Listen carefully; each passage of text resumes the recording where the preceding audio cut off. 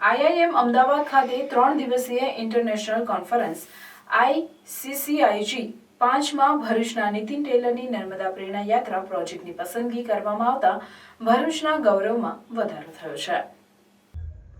Honeybee network અને IIM અમદાવાદના centre for management in agricultural દ્વારા સંયુક્ત રૂપે આયોજિત 5મી આંતરરાષ્ટ્રીય conference on creativity and innovation at grassroots 28-30 January 2025 દરમિયાન આઈઆઈએમ અમદાવાદ ખાતે યોજાઈ હતી, જે ગ્રાસરૂટ ઇનોવેશન માટેનું એક મુખ્ય કેન્દ્ર છે. 20 દેશોના 200થી વધુ પ્રતિભાગીઓ, જેમાં પદ્મશ્રી પુરસ્કાર વિજેતાઓનો સમાવેશ થાય છે. આ કોન્ફરન્સમાં ઇનોવેટર્સ, નીતિ નિર્માતા, વિદ્વાનો અને પરિવર્તનશીલ નેતાઓ એકત્રિત થયા હતા. સમારંભનું ઉદ્ઘાટન doctor Shaji Krishnan V, professor Bharat Bhaskar, professor Bakul Dholakia, professor Anjan Ghosh અને પ્રોફેસર અનિલ ગુપ્તા દ્વારા કરવામાં આવ્યું હતું. આખા વિશ્વમાંથી હજારો અરજીઓમાંથી સર્વ હેપીનેસ ફાઉન્ડેશનની પ્રેરણા યાત્રા પહેલ પસંદ કરવામાં આવી હતી.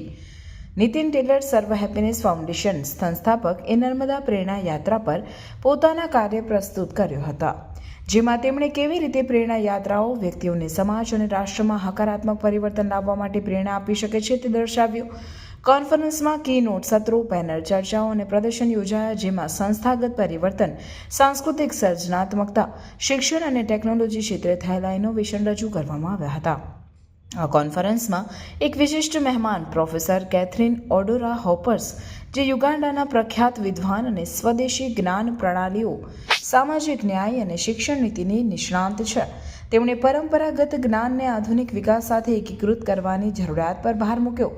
વિવિધ પ્રતિષ્ઠિત પુરસ્કારોના વિજેતા, તેમણે યુનેસ્કો અને આફ્રિકન યુનિયન સાથે કામ કર્યું છે અને શાંતિ, માનવ અધિકારો અને જ્ઞાનના ડિકોલોનાઇઝેશન દ્વારા સમાવિષ્ટ શિક્ષણ નીતિઓ ઘડવાની આગ્રહણીય ભૂમિકા ભજવી છે. સમાપન ઉદ્બોધન ગુજરાત રાજ્યના ખાદી, ગ્રામીણ અને કોટેજ ઉદ્યોગ રાજ્યમંત્રી જગદીશ વિશ્વકર્મા દ્વારા આપવામાં આવ્યું, જેમાં ગ્રાસરૂટ ઇનોવેશનને આત્મનિર્ભર ભારત ઘડવામાંની મહત્વની ભૂમિકા અંગે પ્રકાશ પાડવામાં આવ્યો હતો.